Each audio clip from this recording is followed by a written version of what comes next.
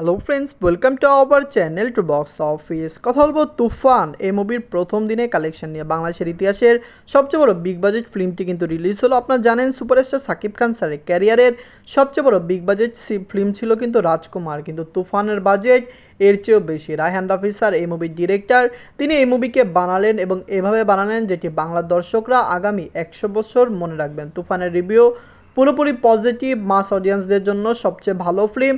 আশা করছি যারা gangster film দেখতে পছন্দ করেন, অ্যাকশন ফিল্ম দেখতে পছন্দ করেন, তারা কিন্তু বাংলাদেশের এই ফিল্মটিকে বিশ্বের দরবারে সেরা ফিল্মগুলির সাথে মিলাতে পারবেন। কথা বলবে মুভির প্রথম দিনে কালেকশন নিয়ে।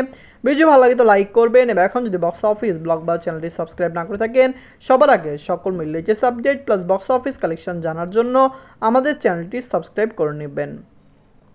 প্রথমত হলো বাজেট নিয়ে। তুফান এর বাজেট হলো 15 কোটি টাকা। লিড হলো superstar mega star Shakib Khan sir, plus এই মুভিতে কাজ করেছে চঞ্চল চৌধুরী স্যার, মিম স্যার। আপনি জানিয়ে দেই এই মুভিতে আরও অনেকেই কাজ করেছেন। বাংলাদেশ এবং কলকাতার অনেক স্টার, স্টারকে আপনারা দেখবেন।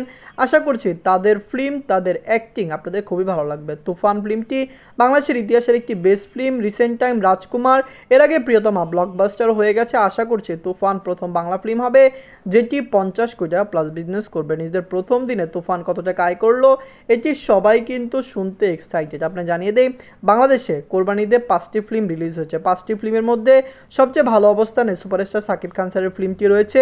রিভেঞ্জ, ডার্ক ওয়ার্ল্ড এই দুইটি ফিল্ম কিন্তু তুফানকে টক্কর দিচ্ছে। যাই হোক, তুফান নিজেদের প্রথম দিনে বাংলাদেশ থেকে আয় করেছে 3,55,00,000 টাকা। আপনি জানিয়ে দেই 130টি সিনেমা হলে বাংলাদেশে রিলিজ হয়েছে।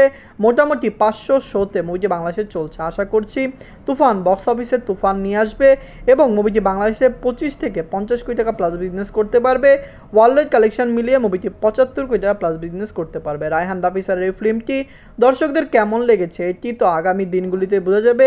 দর্শকরা যদি পজিটিভ রিভিউ দেয় অবশ্যই তুফান বক্স অফিসে 50 কোটি টাকা প্লাস বিজনেস করে নেবে। বাংলাদেশের ইতিহাসে 50 কোটি টাকার কোনো ফিল্ম নেই। সবচেয়ে বেশি হাইস্ট গ্রোসিং ফিল্ম হলো প্রিয়তমা, যেটির আয় হলো 43 কোটি টাকা। আশা করছি তুফান প্রিয়তমার কালেকশন বিট করবে এবং তুফান বাংলাদেশের সিঙ্গেল স্ক্রিন দাপিয়ে বেড়াবে। ধন্যবাদ।